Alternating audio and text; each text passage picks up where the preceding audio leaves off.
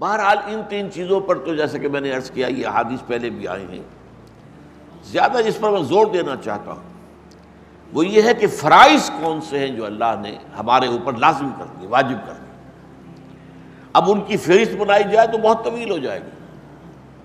جہاں بھی اللہ تعالیٰ کی طرف سے امر کا صیغہ آیا ہے وہ گویا کہ اللہ کی طرف سے اس شے کی فرضیت کا اعلان ہے. چنانچہ میں نے چند آیات آپ کو سنائی. یا ایھا الذین آمنوا آمنوا باللہ ورسولہ، اے ایمان کے دعوے دارو ایمان لاؤ اللہ پر، اس کے رسول پر، جیسا کہ اس کا حق ہے. پھر آپ کو معلوم ہے ارکان اسلام میں سے دو جو ہیں ان کا تو بار بار ذکر آتا ہے، اقیموا الصلاۃ وآتوا الزکاۃ، نماز قائم کرو اور زکوٰۃ ادا کرو. پھر نماز میں سے خاص نماز کا ذکر ہے جس کے لیے ہم جمع ہیں. اذا نودی للصلاۃ من یوم الجمعۃ فاسعوا الی ذکر اللہ وذروا البیع. اسی طریقے سے روزے کے بارے میں فرمایا شہر رمضان الذی انزل فیہ القرآن ھدی للناس وبینات من الھدی والفرقان فمن شہد منکم الشہر فلیصم. جو بھی یہ مہینہ پائے اس میں اس کے روزے رکھے. ہاں اس کے بعد رعایت ہے، اگر بیمار ہے یا سفر پر ہے تو قضا کر سکتا ہے لیکن تعداد پوری کرنی ہوگی. وَلِتُكْمِلُوا الْعِدَّةَ وَلِتُكَبِّرُوا اللَّهَ عَلَىٰ مَا هَدَاكُمْ. حج کے بارے میں فرمایا وَلِلَّهِ عَلَى النَّاسِ حِجُّ الْبَيْتِ مَنِ اسْتَطَاعَ إِلَيْهِ سَبِيلًا وَمَنْ كَفَرَ فَإِنَّ اللَّهَ غَنِيٌّ عَنِ الْعَالَمِينَ. اللہ کا حق ہے انسانوں پر، اپنے بندوں پر، کہ وہ اس کے گھر کا حج کریں اگر استطاعت رکھتے ہوں سفر. لیکن اگر کوئی استطاعت رکھنے کے باوجود نہیں کرے گا تو گویا کہ وہ کفر کا مرتکب ہوگا.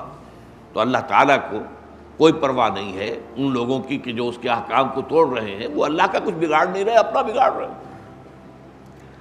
اسی طریقے سے اسلام فَلَهُ أَسْلِمُوا وَبَشِّرِ الْمُخْبِتِينَ، اس کے سامنے سر تسلیم خم کر دو اور اے نبی بشارت دے دیجئے ان کو جو اپنے آپ کو جھکا دیتے ہیں اللہ کے سامنے. اسی طریقے سے ادخلوا فی السلم کافہ، اسلام میں داخل ہو جاؤ پورے کے پورے، جزوی نہیں، پورے کے پورے، پورا اسلام اپنے اوپر نافذ کرو.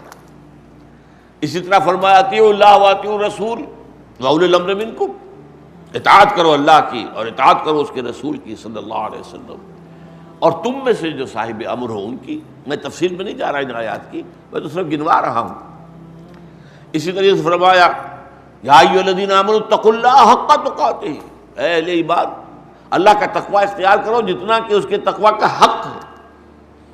اسی طریقے سے فرمایا فابتغوا عند اللہ الرزق واعبدوہ، رزق مانگو اللہ سے اور اس کی عبادت کرو، اس کی پرستش کرو. اسی طریقے سے اے میرے بندو ان ارضی واسعۃ فایایا فاعبدون، میری زمین بہت کشادہ ہے بس میری ہی عبادت کرو. اگر کسی ایک جگہ پر ایسا ماحول ہے کہ تم میری عبادت نہیں کر سکتے تو چھوڑ دو اس جگہ پر، میری زمین کشادہ ہے، وہاں سے ہجرت کرو. اسی طریقے سے فرمایا کونوا قوامین للہ شہداء بالقسط، اللہ کے لیے مضبوطی کے ساتھ کھڑے ہو جاؤ اور قسط اور عدل اور انصاف کے گواہ بن کر کھڑے ہو جاؤ. یہی مضمون ذرا الٹی ترتیب کے ساتھ آیا ہے. یہ تو سورہ نساء کی آیت تھی، اور سورہ مائدہ میں فرمایا یا ایھا الذین آمنوا کونوا قوامین بالقسط شہداء للہ، اے ایمان والو عدل اور انصاف کے علمبردار بن کر کھڑے ہو جاؤ اور اللہ کے حق میں گواہی دینے والے بن جاؤ. اسی طرح فرمایا وجاہدوا فی اللہ حق جہادہ، اللہ کی راہ میں جہاد کرو جتنا کہ اس کی جہاد کا حق ہے. اور پھر قتال کے بارے میں فرمایا وقاتلوہم حتی لا تکون فتنۃ ویکون الدین کلہ للہ، جنگ کرو اللہ کے راستے میں یہاں تک کہ فتنہ بالکل فروغ ہو جائے، بغاوت جو ہے اللہ کے خلاف وہ ختم ہو جائے اور دین کل کا کل اللہ کے لیے ہو جائے. اسی طرح فرمایا اب وہ بعض جامع آیات بھی ہیں. سورہ حج کی آخری آیت، آخری سے پہلی یا ایھا الذین آمنوا ارکعوا واسجدوا واعبدوا ربکم وافعلوا الخیر لعلکم تفلحون، 4 احکام جمع کر دیے.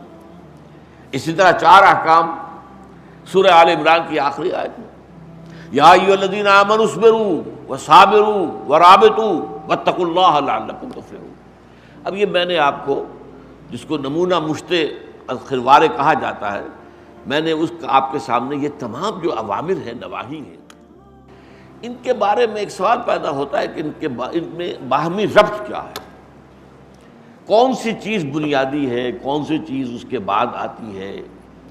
اگر حفظ مراتب نہ کنی زندگی، اگر ان معاملات کے اندر بھی مراتب کا حق نہ رکھا جائے، کس شے کی کیا اہمیت ہے، تو ظاہر بات ہے کہ ہو سکتا ہے کہ ایک شے جو آپ سے 1 من بھر مطلوب ہے وہ تو آپ 1 تولہ کر کے فارغ ہو جائیں، اور جو تولہ بھر مقصود تھی، مطلوب تھی، اس میں آپ 1 من جو ہے اس کے اوپر ڈھیر لگا دیں۔ تو یہ ساری چیزیں جو ہے نسبت و تناسب کا یہ الٹ جانا، یہ بھی انسان کی تباہی اور بربادی اور ناکامی اور آخرت کے خسران پر منتج ہو سکتا ہے۔